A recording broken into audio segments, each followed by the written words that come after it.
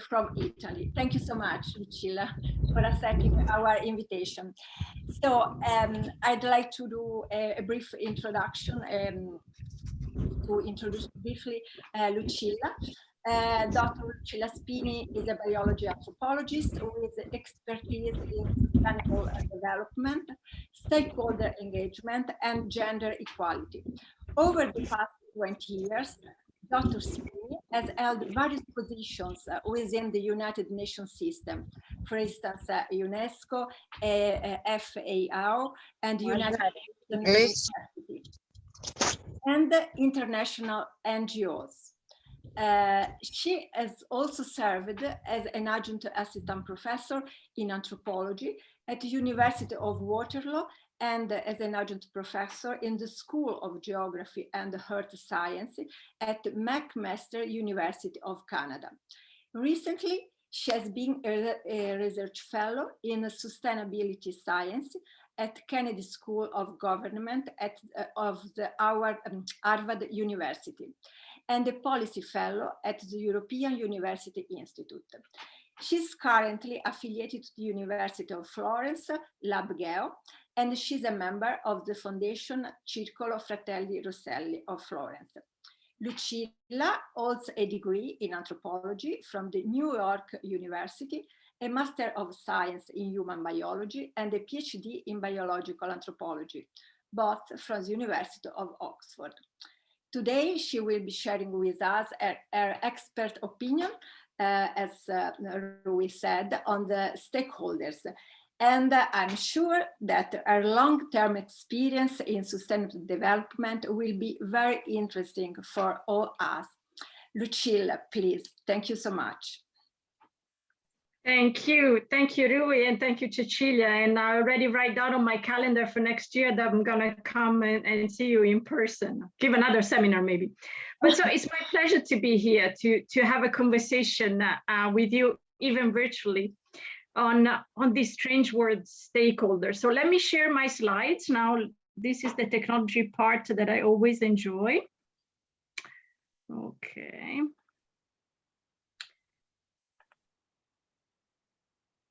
Just give me 1 second. Can you see the slides? Yes, okay. So I would like to start by drawing your attention to the main document on sustainability, the main plan of action of sustainability, the 2030 Agenda. Transforming our world, the 2030 Agenda for Sustainable Development. And in particular to the very few first line in the preamble of the document. Which says the agenda is a plan of action for people, planet, and prosperity. It also seeks to strengthen universal peace, enlarge freedom, and so on. And then it says, all countries and all stakeholders acting in a collaborative partnership will implement this plan. Right. So we all know all countries, we assume, is a United Nations document. So countries are the member states of the United Nations. And all the stakeholders, we're really not sure what this term actually means. There's no sort of, glossary term or at the end of the document. But it's important to understand this term. So one of my first questions has been, if I translate it in my own language, when some of us are anthropologists, they know that it's better to actually understand in own language. So I tried to look in other language to understand this term. And I found many different types of interpretation and meanings. If we do literate translation of these different words, we have different meanings in English, for example. So we're a little bit confused about the meaning, the definition, the interpretation, and the application. We know that all the stakeholders have to implement the 2030 Agenda. So I think it's a very important thing to understand who the stakeholders are.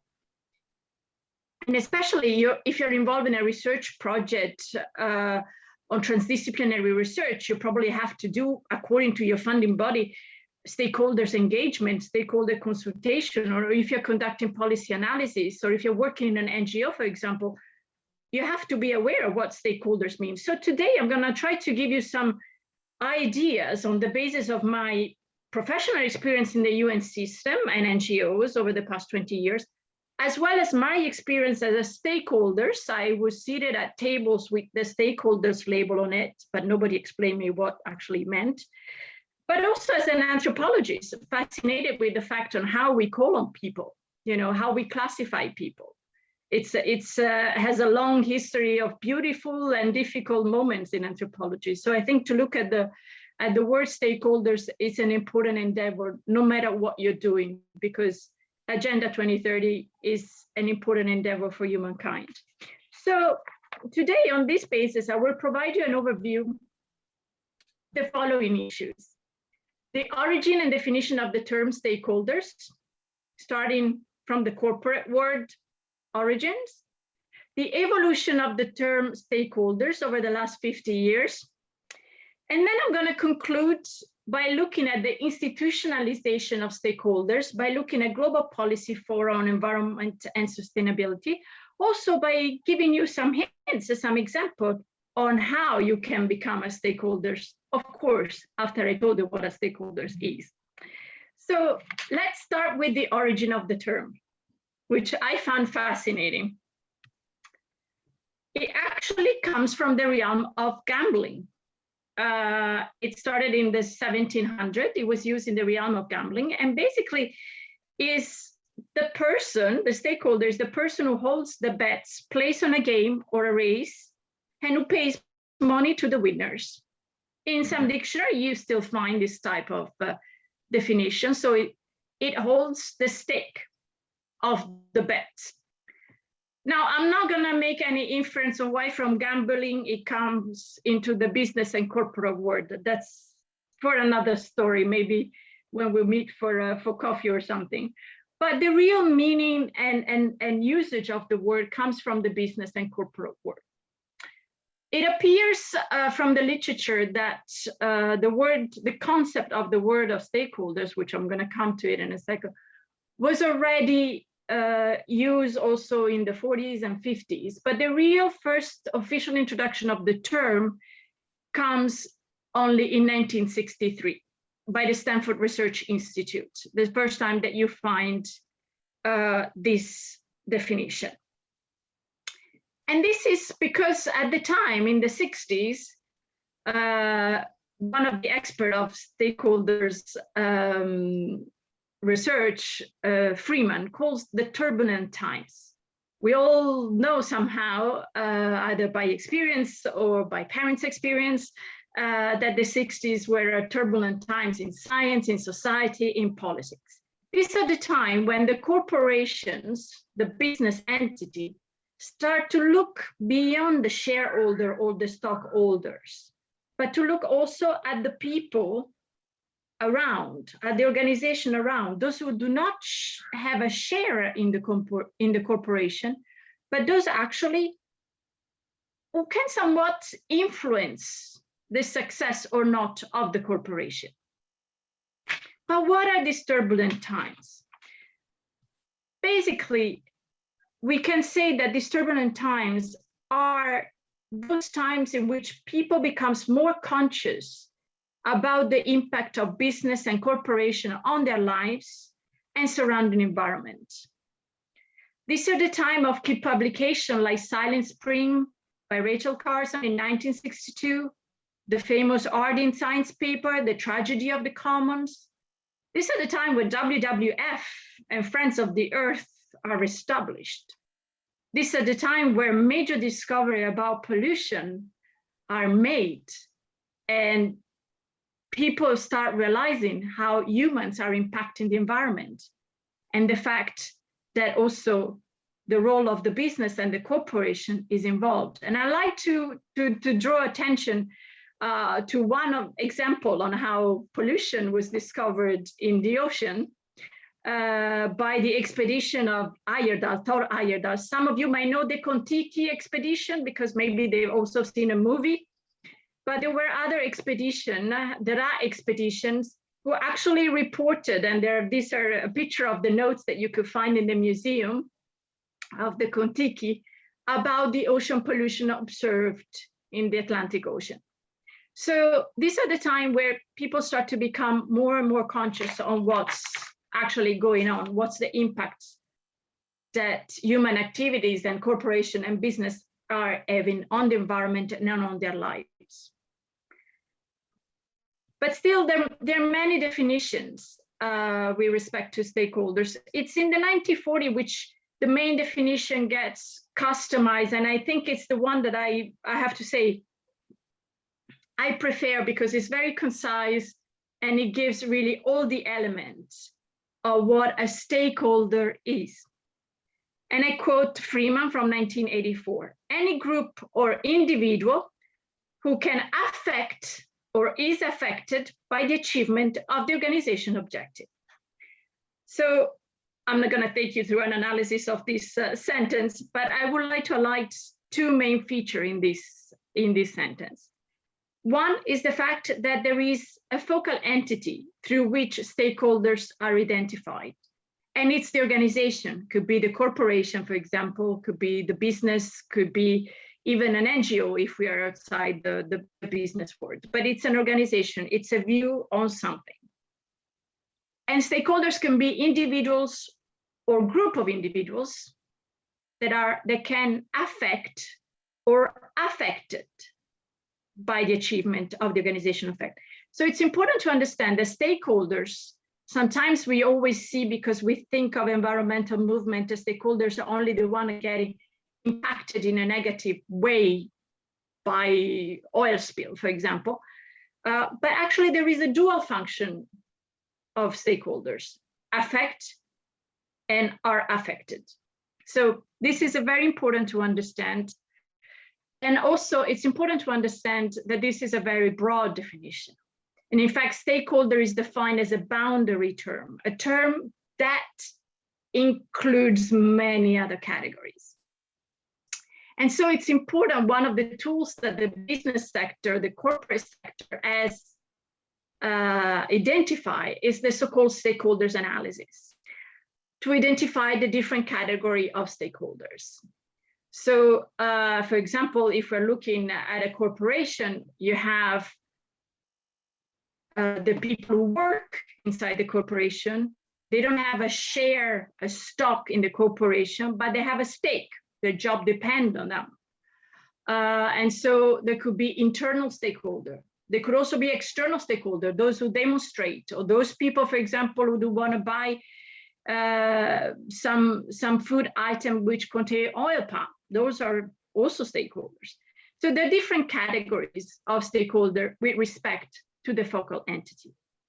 So it's very important to keep this general box, this boundary term in mind, because that allows us to understand inside who are the stakeholders that you have to take into account. From the corporate world, the term spill over into the development cooperation world. In terms of being applied to many project development cooperation in the so-called project cycle. One of the main examples could be the utilization of the term stakeholders by the World Bank and by the project, the development cooperation project of the World Bank. I put a picture of a recent publication on dams. Dams are one of the sort of construction which are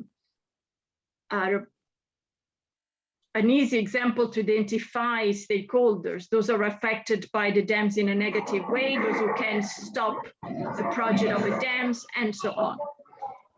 And also, I would like to draw your attention to a recent quote from the World Bank publication on interest groups and organizational stakeholders. And the fact that the term stakeholders is really at the heart of World Bank project. I quote because it's quite interesting. Any development intervention that seeks to change the rules of the game will produce winners and losers.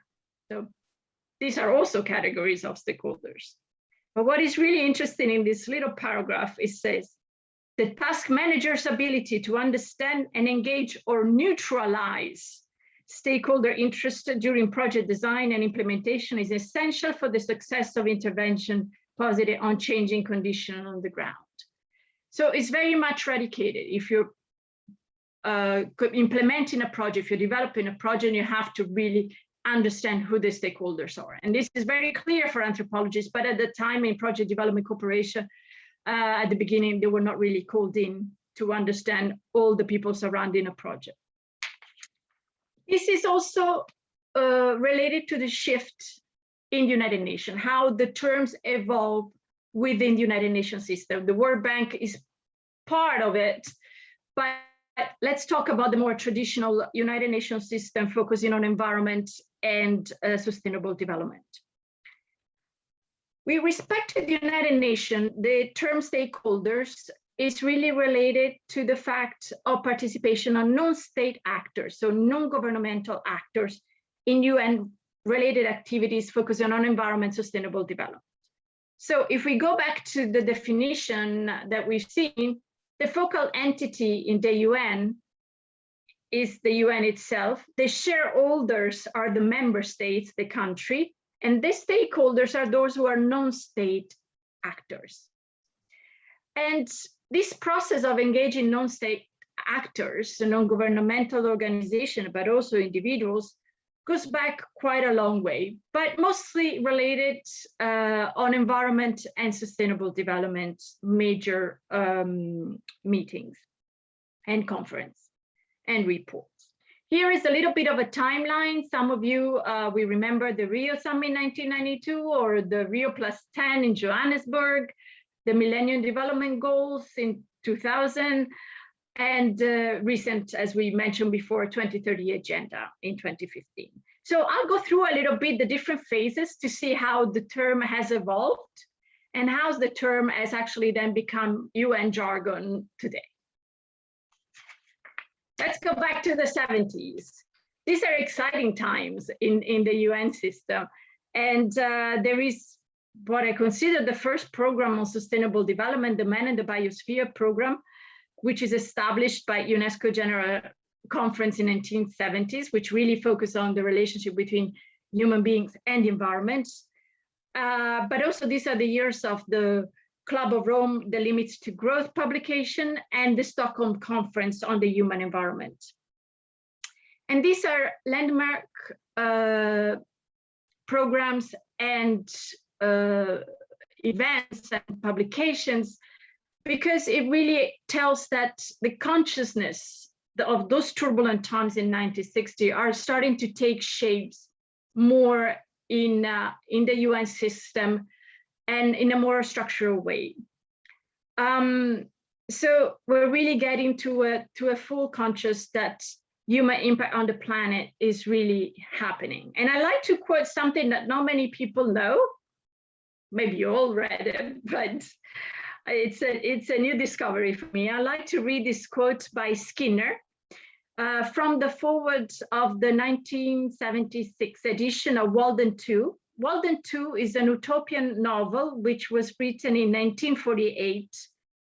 And as some of you know that in 1948 there was another utopian novel that was published. This one didn't get much attention. But the foreword from 1976 is quite telling on how the situation is really becoming urgent. And it feels like it could have been written today. The choice is clear.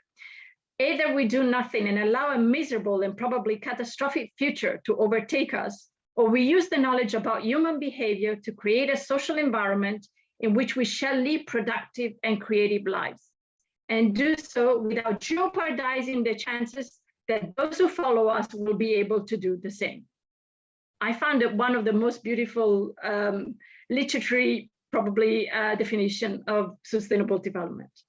So the consciousness of non-state actors is really being established and formalized. Also because, unfortunately, this decade also see other discoveries and other issue coming up.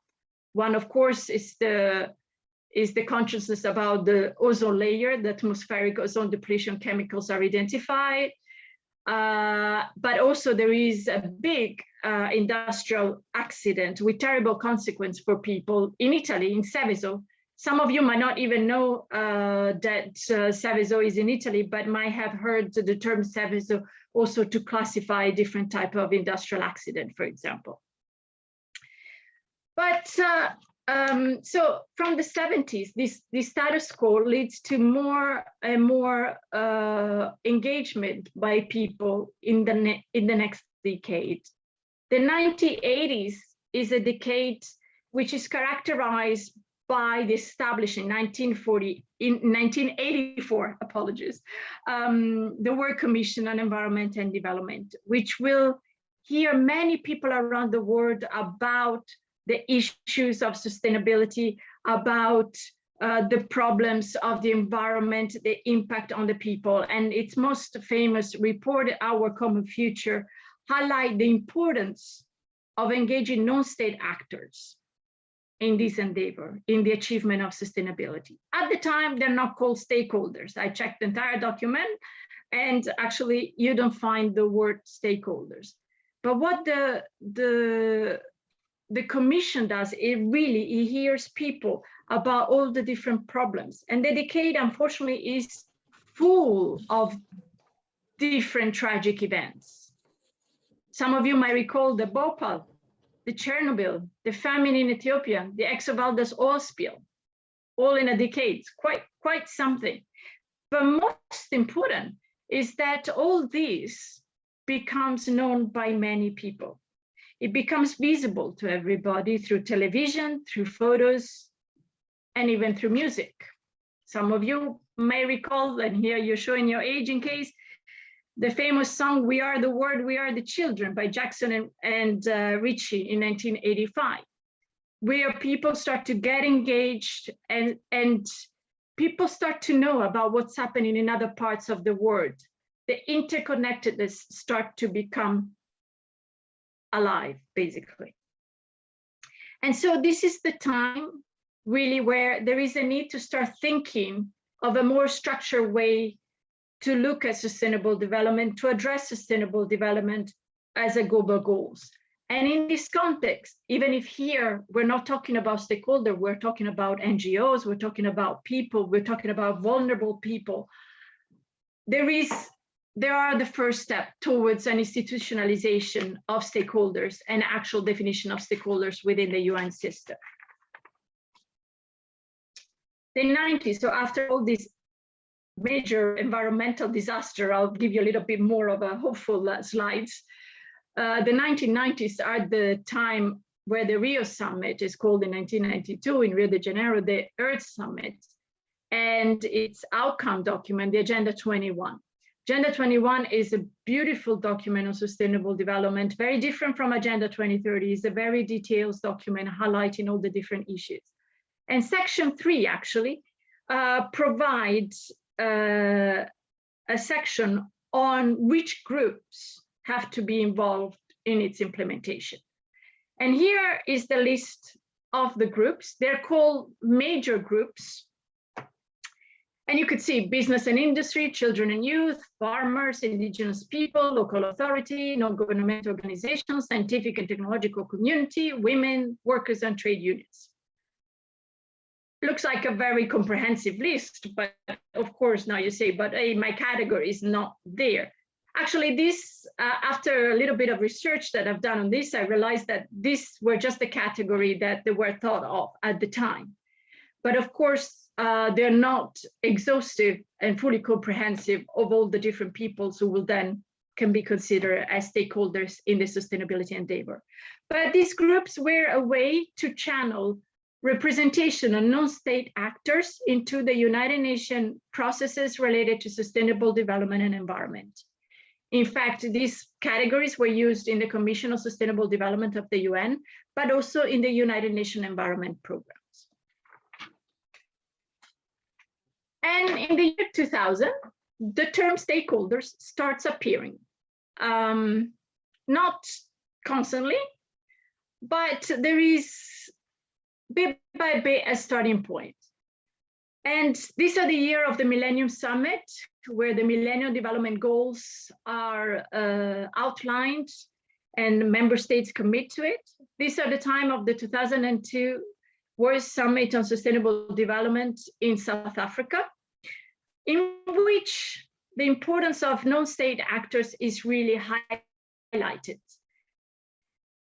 One of the outcomes of this summit is not just is a different from the intergovernmental output, is the so-called type 2 outcomes are partnership. What today we will discuss as multi-stakeholders partnership. So partnership that involves states, NGOs, private sector, and so on.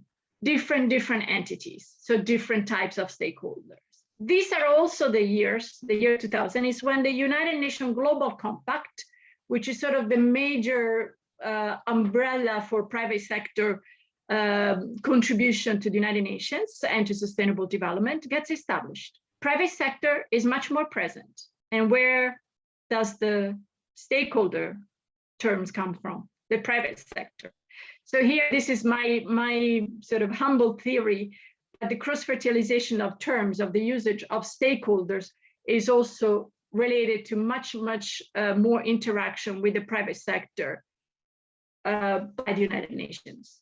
So in this context, now we see in the last decade where there is a lot of efforts towards defining the framework after the Millennium Development Goals, so the so-called post-2015 frameworks. So the definition of the 2030 Agenda and the Sustainable Development Goals, the term stakeholders is used increasingly. It becomes a buzzword. I mean, on an anecdotal level, if you're attending a meeting in Geneva or in New York, even at breakfast, you will hear people saying that, talking about stakeholders engagement of which stakeholders they work on the importance of managing stakeholders and so on. So it's really becoming a buzzword. And this is seen in UN documents. You could also try yourself in one of the recent documents, you could try to see how many times the word stakeholders is used and how it's used and if there is a definition to it. The 2030 Agenda, stakeholders, plural or just stakeholders, but 22 times. It's quite a lot. But most important is that the process of agenda of the 2030 Agenda also includes changes in the institution looking after the monitoring of the 2030 Agenda. The Commission on Sustainable Development is replaced by the high-level political forum on sustainable development. And the so-called major group, we saw those 9 categories before, the major groups, the women, the farmers, the NGOs. The major groups wording is replaced by major groups and other stakeholders. The agenda gives some ideas of some of the people called in, but doesn't give a specific definition of the word stakeholders, as we mentioned before. But the important thing is that major groups and other stakeholders brings an opening to go beyond those 9 categories, because before it was just the 9 categories who were involved formally in the process. And so, as mentioned, the main body who oversee the monitoring the progress of the agenda and the Sustainable Development Goal is the high-level political forum on sustainable development. And as you could see from the quote from the 2030 Agenda here, the high-level political forum will support participation in follow-up and review process by the major groups and other relevant stakeholders, in line with Resolution 67/290, which actually specify the format and specify what stakeholders can do in the process. And they have a more active role than the 4 major groups used to have. But let's see how they evolved. What are these other stakeholders in the process? So this is currently the status quo in terms of the different groups. So you recall the first 9 major groups, but then the other groups that have been started to appear, because we need to remember that these are self-organized groups. United Nations cannot actually say which groups needs to be organized and how they needs to be organized. so they're independently organized. Some are more regulated, some are less regulated, some have complex governance structures, some are very simple. But what is interesting is that new categories of groups are starting to appear. And of course, there are many others who are not there. They're somewhere left behind, even if the 2030 agenda says that we should not leave anybody behind. Some are left behind.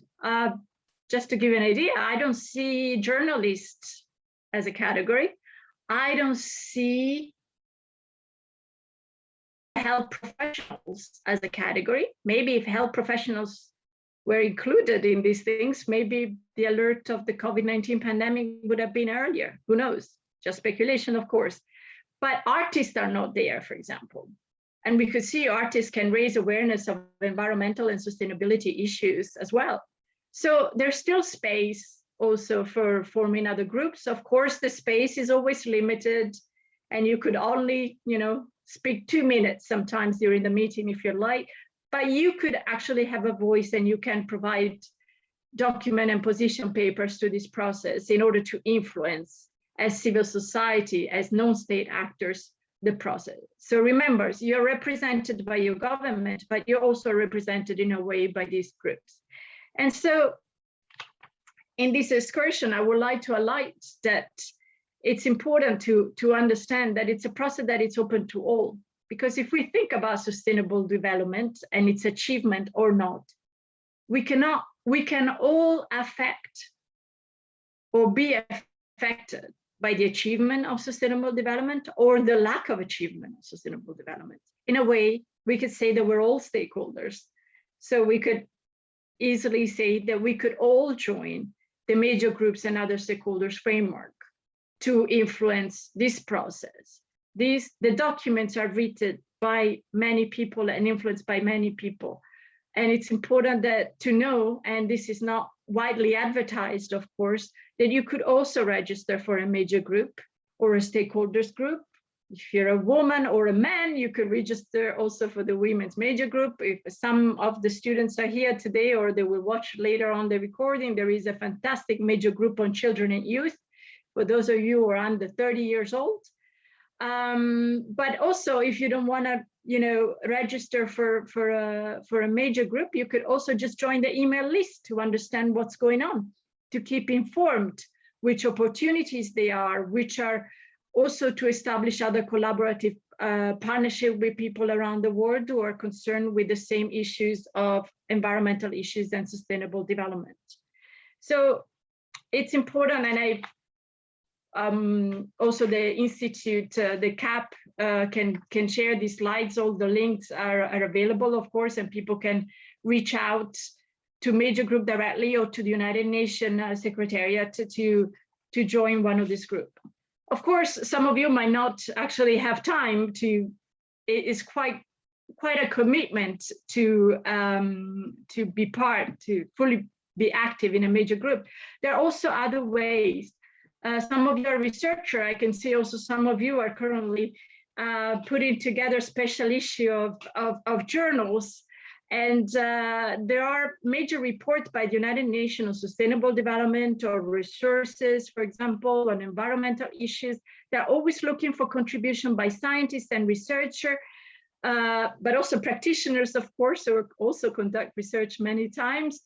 And you can contribute, for example, by providing inputs to the Global Sustainable Development Report, which is coordinated by a group of experts at the moment, but they're always looking for different developments and different viewpoints on sustainability issue.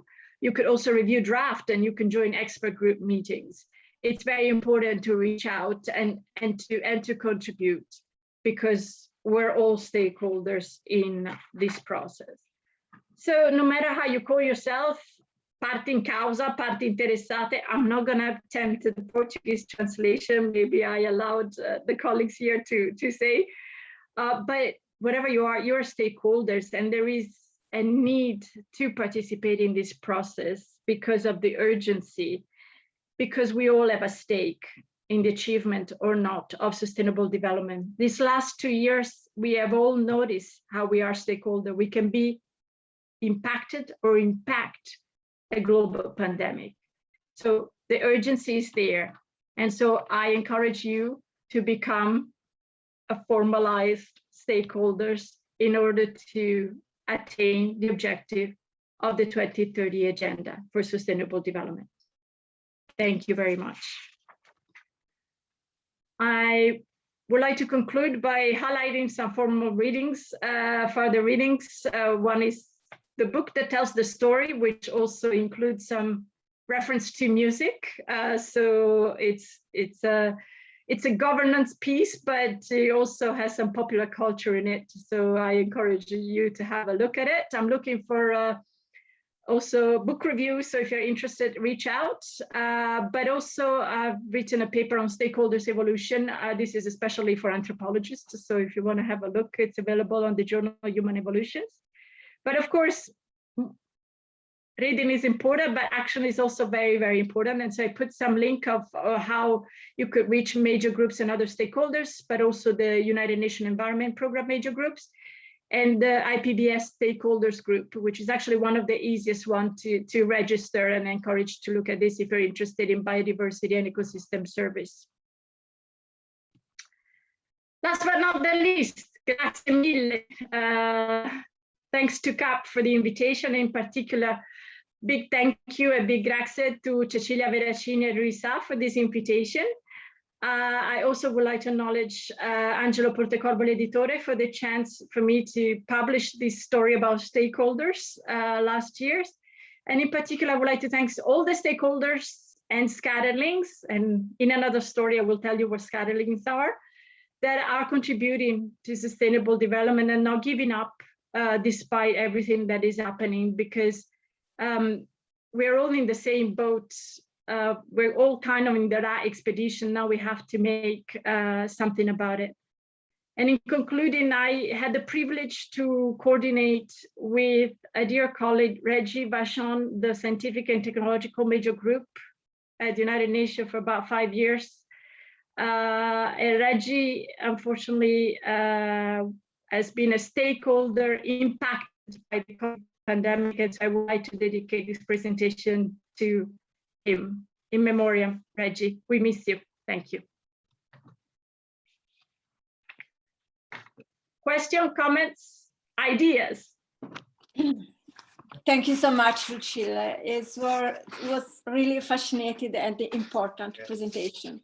Impressive, I would say, Lucilla, yeah. Because in my idea, and especially when I am applying to some projects, some funding, of course, we need to identify the stakeholders and need to take this idea, this concept you presented so well into consideration.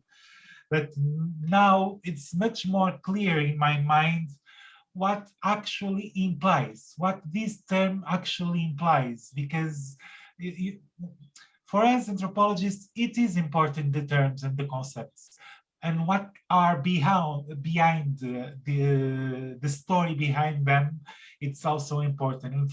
And for me, it's really clear their importance right now, and this effort to include everybody. So, well, let's see in the future how it goes. So thank you for that.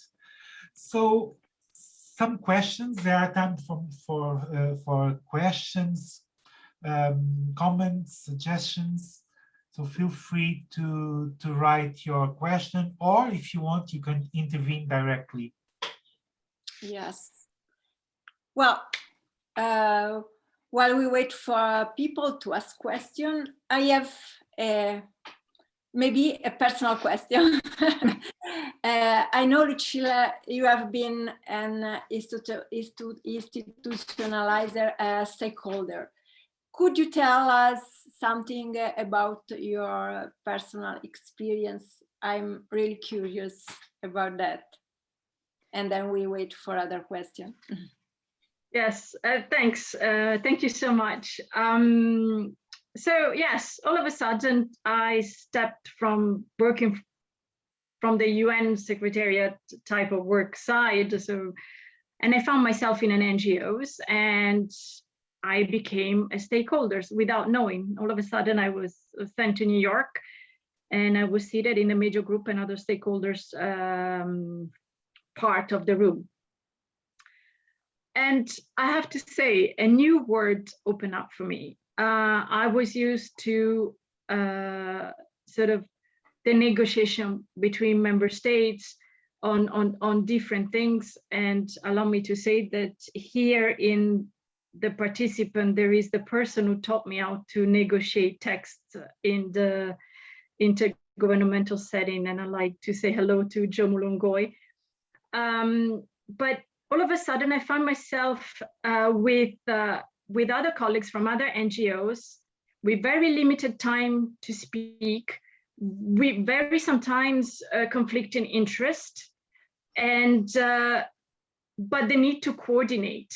The need to coordinate a global civil society response to the issue that the member states were actually discussing. And this has been a major endeavor. I learned one expression which might sound a bit, I don't know, taken for granted, but we acted in the spirit of solidarity. We couldn't, because of the limited time that is given to non-state actors, to major groups and other stakeholders in this forum, because member states are the shareholders, let's say, of the United Nations. We had to coordinate. So if you think of that long list of groups, we really need to find a space and an argument that we all agree and we all can bring forward into the dialogue. So it was very fascinating. And more specific things that I learned, which, you know, we all, some of us are anthropologists, as Rui said, and as Cecilia is that we always take it for granted that diversity in human beings and so on, but not many times actually we recall that in this diversity, there are also persons with disability.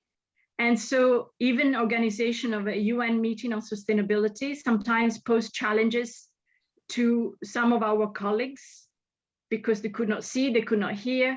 And so it allows me also on a practical level that every time you organize something, an event, a conference, or you're trying to engage, you have to think about the different aspect of accessibility. And I have to say, I wouldn't have learned this without having to work together with those colleagues. So an amazing group, and I still reach out to them whenever I also have a question concerning, you know, disability, for example, disability and COVID pandemic and so on. So this is a nutshell, the experience. It's been very rewarding and sometimes very tiring. They're long days, but great stuff. And I encourage everybody to at least try. Thank you, Lucilla. Very interesting. We have here one question during your presentation, Lucilla, that's from Rita Pereira. She was asking, what's the 15 group? And I suppose it's connected with the major group of stakeholders or something related. Okay, let me get the slides because 15? Yes. Where I put dots, dots, dots? I'm not sure. I don't see Rita here as well. Perhaps she already left, but she was asking this question. What's the 15 group? Yes, in that. Yeah. So the 15 group, I left it blank. My answer is the one that you're going to create if you feel that there is a missing. Okay. Yeah. There's no limit to the group. Of course, as I mentioned, the space is always limited for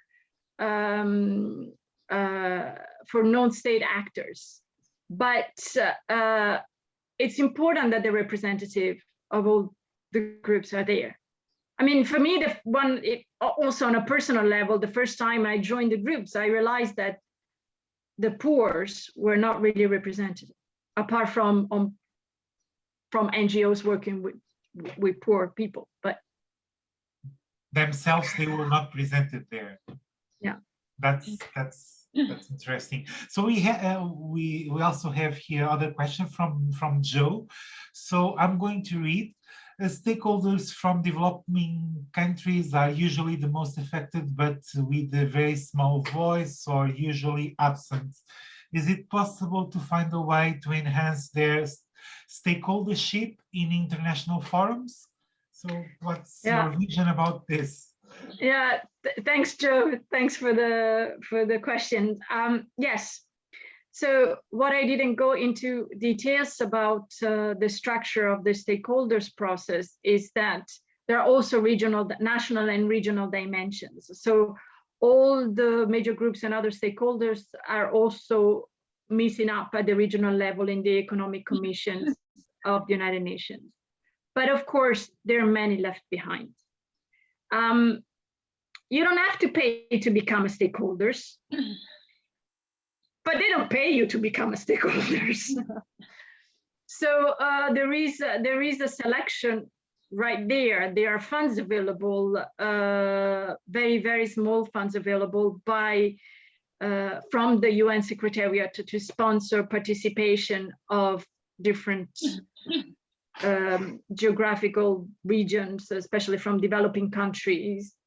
But again, most of the time, it's not a matter of how you could find the fund to bring in international forum, but it's really to spread the voice that their voice is important and they need to get engaged.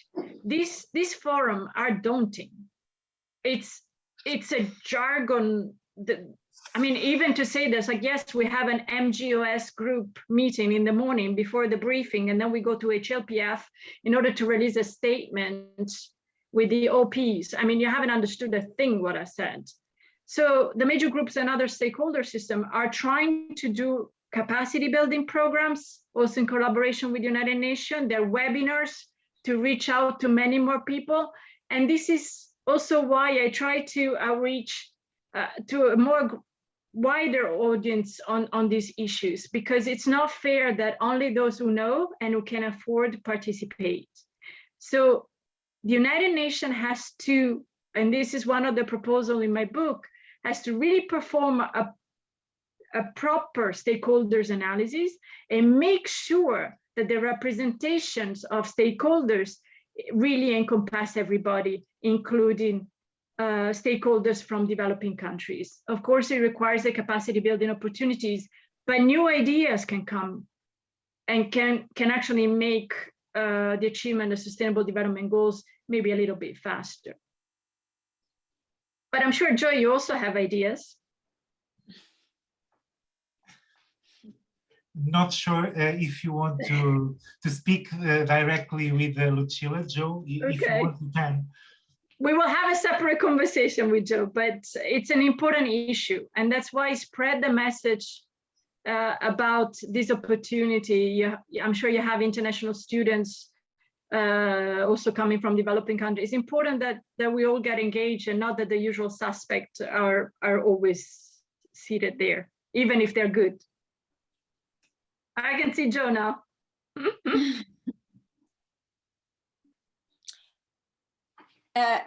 Thank you very much.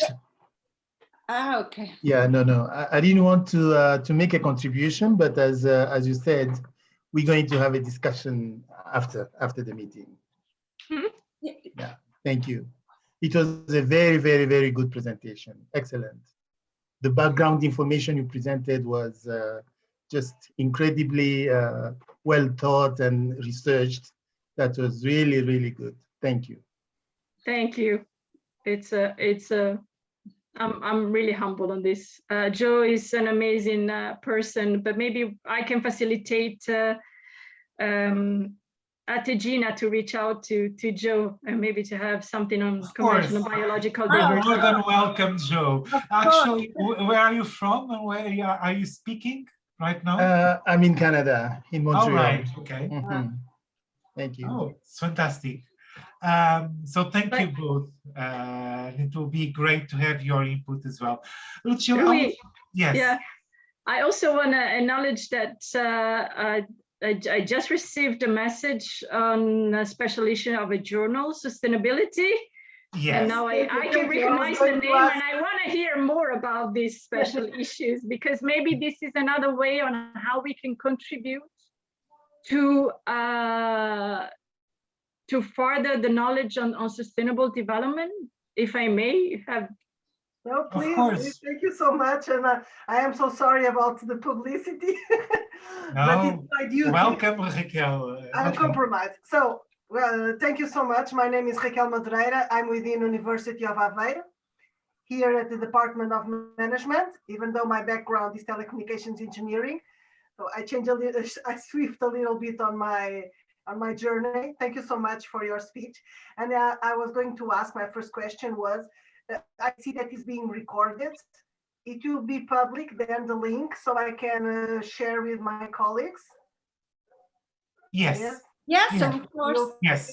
So after this, I'm going to send to our research center the record, and they will put available perhaps tomorrow or on the next few days. So, and then you can share it. Yeah. Okay.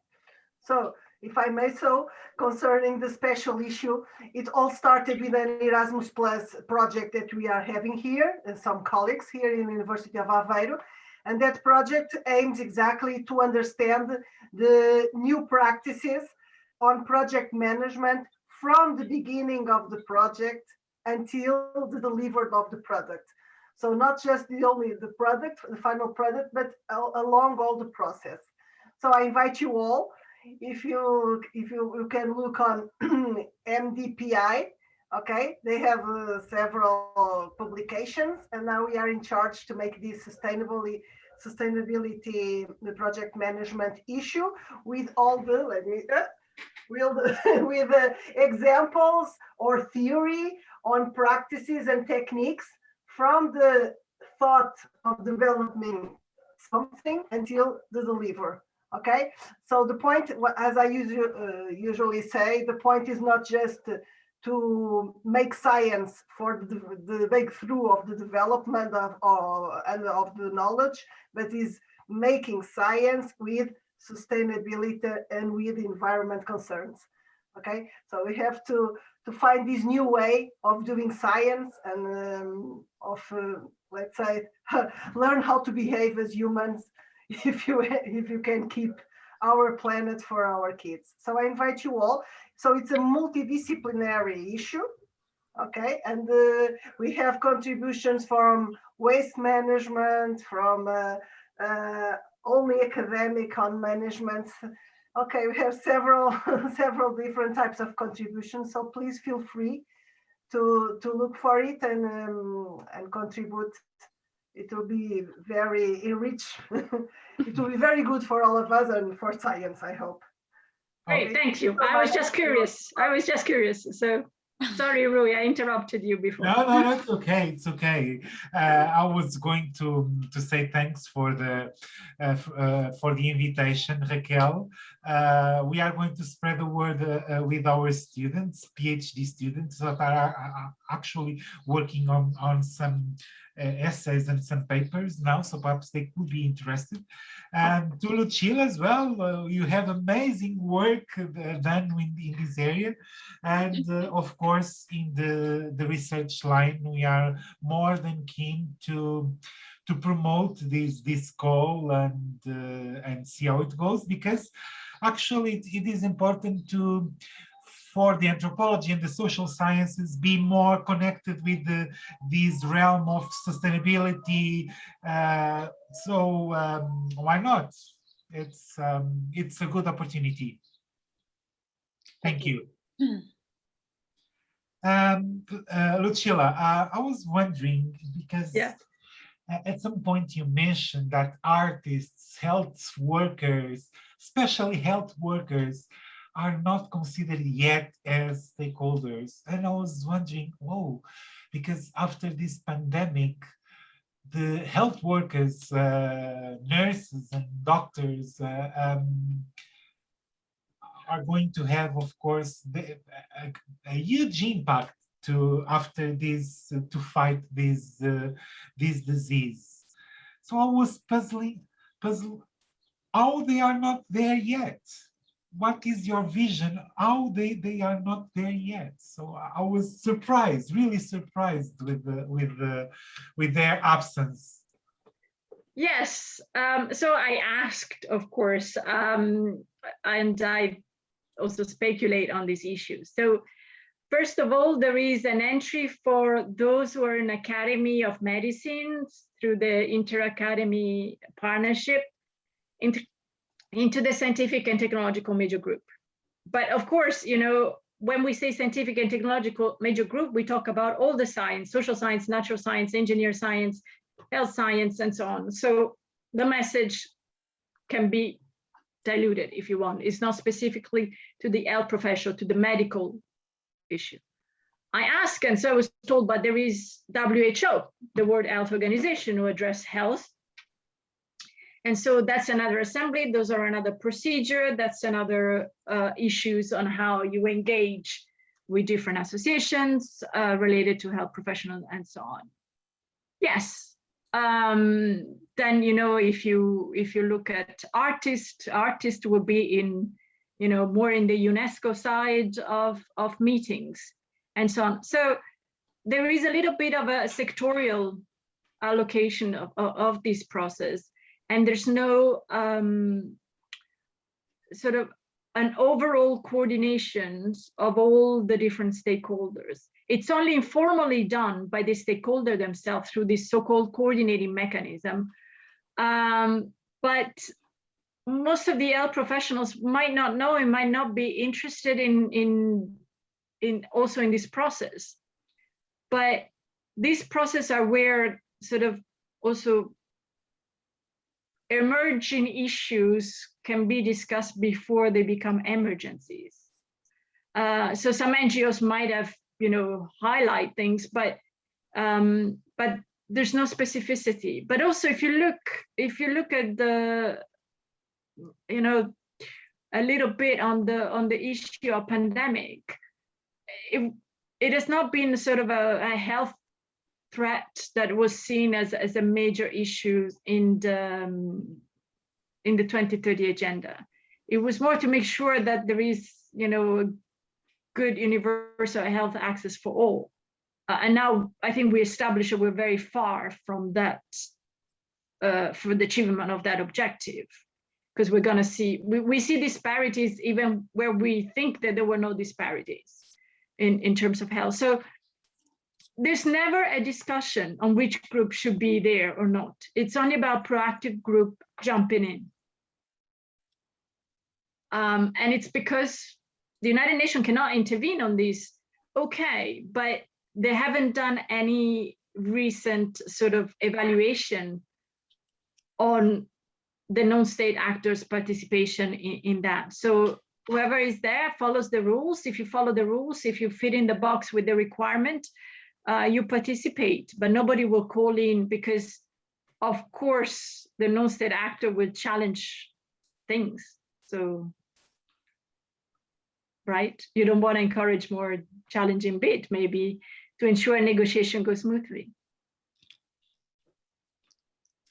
Wow, thank you. It was very clear, very straight to the point.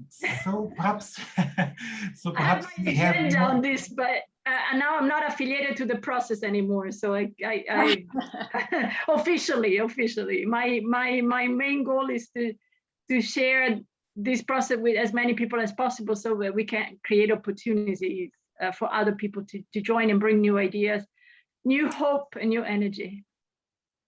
Yeah, I have just a little question. If there is there are no more questions. Well, in the last years, we have seen the movement Friday for Future, and was his big movement. What do you think about this movement?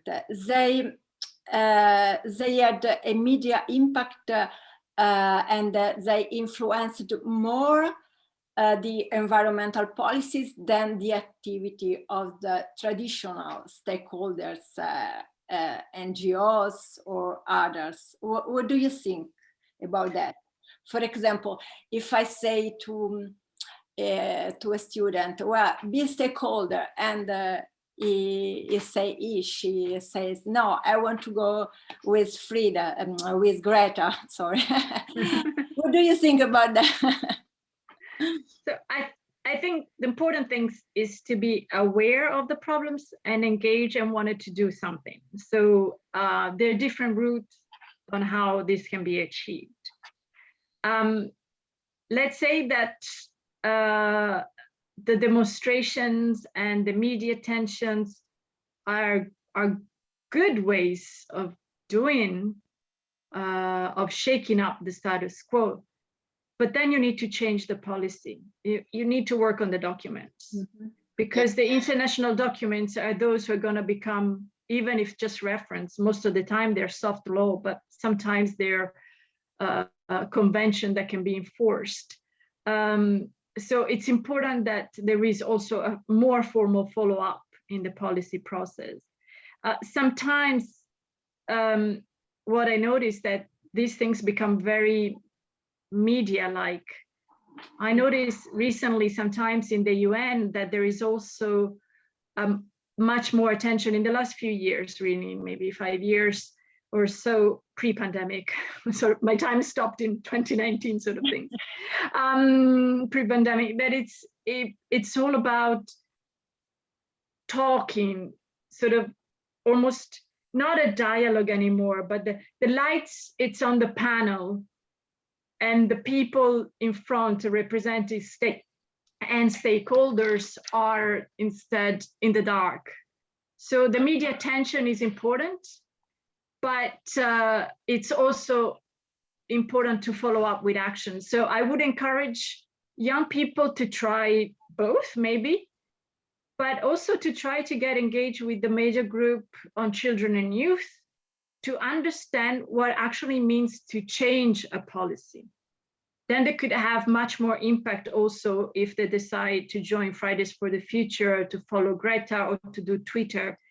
A tweet will provide a message, but very unlikely will change a document. And you need to work on the document.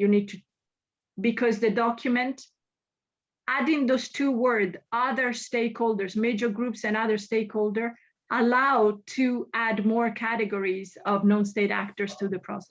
2 words. It takes a lot of time to add 2 words, but those 2 words are important. So I will encourage young people also to try the more sort of policy framework, and most of the time they drag their supervisor. So be careful what you advise your student to do, because you'll find yourself embedded in the process as well. I've seen it happen. I had supervisor calling me, my student is doing this, I want to do it as well. So just beware. Okay, thank you. Thank you so much. Right. So more questions. We still have time for a last one. Anyone? No? Otherwise, I have one last slide for a final yes, question time type of things. I want to ask you questions and your views. This is a topic which I haven't, now I'll show you what it is, that I've started to tackle, but I haven't really addressed fully, but sort of this next step in my research. So I'll share the screen once more, if I may. Sure. Yeah. Okay. Technologically speaking, let's see.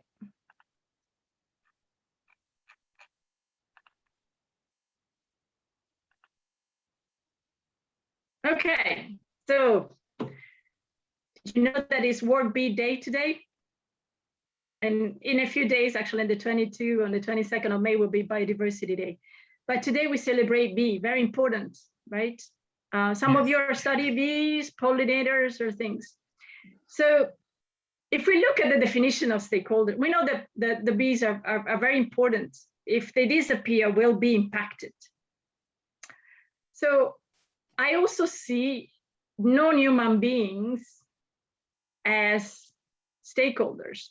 So when Rui, you were talking about doing a stakeholders analysis for project, now when you and also I think Raquel as well, but who are the relevant stakeholders? We always talk about people or organization, but actually other living being can be considered as stakeholders. So I'm looking for new views and new ideas. I'm even tackling an issue like social robots can also be considered as stakeholders or not. So I just want to leave as a food for thought. And if there are comments, ideas now, I would welcome, or you can reach out to me afterwards on non-human stakeholders, because I think it's very important to consider also as an anthropologist, but also as a person, that we're part of a system. We're not just sort of the main species put on planet Earth. Thanks. Thank you, Lucilla. Wow, that's a great question. Well, I can only speak from my perspective. And yes, I consider non-humans as possible stakeholders. For example, if I take in consideration that there are movements, indigenous movements, that are fighting injustice, to consider their river or their forest as a human person, to have the same legal rights as humans. So why we are not considered a forest or a group of animals or a group of plants or a group of gardens as stakeholders? So this is the challenge that we need to address, this anthropocentric view that only humans can be stakeholders. These are going to be a big challenge, but I think it might be the way, because we are not the only ones inhabiting this earth, this planet. We need to live together or learn to live together, including other species. So why not? Other options, other opinions. Yeah, I totally agree with Lucilla, and we are not the Homo sapiens is not the only stakeholder in this planet, and above all, as anthropologists, we know that now there is a new anthropology, that is the multi-species anthropology that consider also the other species and the other species and also the environment, and the totally consider also rocks, animate and non-animate things and being. And also in other culture, there is not the distinction between us as human and nature, but nature, and even there is not the word nature, because we are the nature. Nature is inside and out of us. There is not this distinction as we have in the Western world. So I totally agree with you, Lucilla. Cool. If I may, I really like to come to different forums than the ones I'm used to, because I always talk with engineers, and that's why I always like to see other perspectives. And this one you just gave us, it was completely wonderful and amazing. And actually, it's completely Aristotelic to think about stakeholders for the environment, for the sustainability, without thinking about the other animals, of course. Animals and plants, not plants. Okay, okay. Okay. So and it's a challenge. It's a big challenge. So I was wondering, how can, for example, if I apply to the Portuguese Science Foundation some funding, and if I put there, okay, now I'm going to consider a group of dogs or domestic dogs or cats as possible stakeholders, how they will perceive, how they will react to this. And this is really challenging and really interesting. So why not? Why not challenging the system as well? Yeah, I mean, it's all about the definition, right? If the Yes. funding agency, I mean, I'm not going to say jeopardize your next grant, especially these times are tough for everybody, but it really depends on the definition that the funding agency gives of stakeholders. Yes, exactly. Yes. So if it can be justifiable, usually you have, I mean, it's very interesting to see now the forest or the, you know, as a human person, legal rights and so on. Usually what happens is that there is an NGO who represents Yes. the forest. But so there is a viewpoint of the NGOs to the forest. Like in the old days, if you think about it, the anthropologists were speaking for the indigenous people. They were the spokesperson. And then the indigenous people now comes to the meeting, and actually very good organizations and structure to provide their voice. But if you put a spokesperson, an intermediary, of course, there's going to come with different bias and viewpoints at that. There is a great cartoon, I don't remember if it's in Nature on Science, but where you have a multilateral forum, like, you know, like you see a UN hall with all the different species, and you find all the endangered species, the gorilla, the rhino, that they have their own seat at the table and talking. And they are also experimenting, identify the, as Cecilia was saying, identify also an inanimate object, how you take that into account.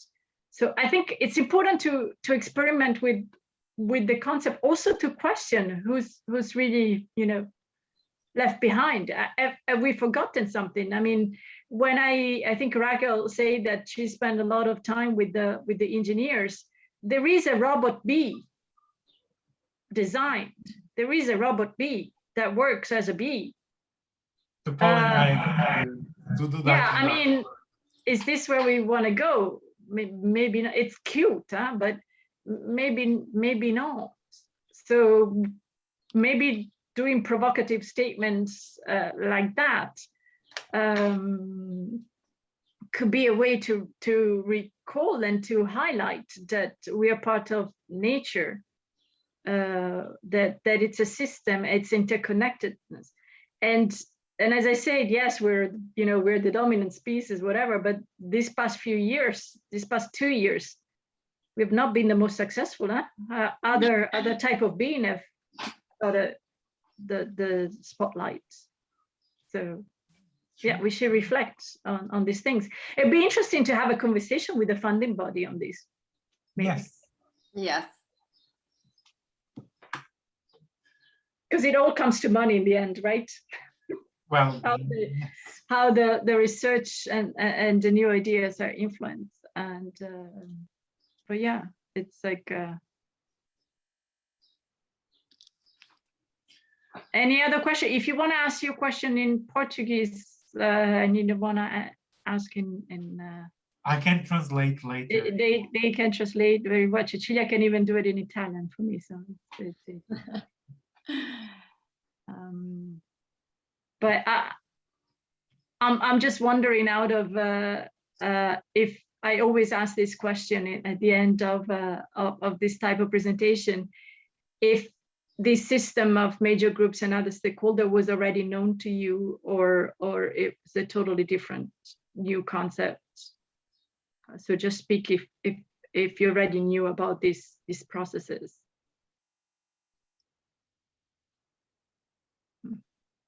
Well, it's like in other fora where I spoke on these things, not many people know the website are hidden, and it's important to spread the word, even if you're not interested. I'm sure you have a friend who might be interested, and it's crucial to enlarge the community that can be engaged and to have new ideas. Yes.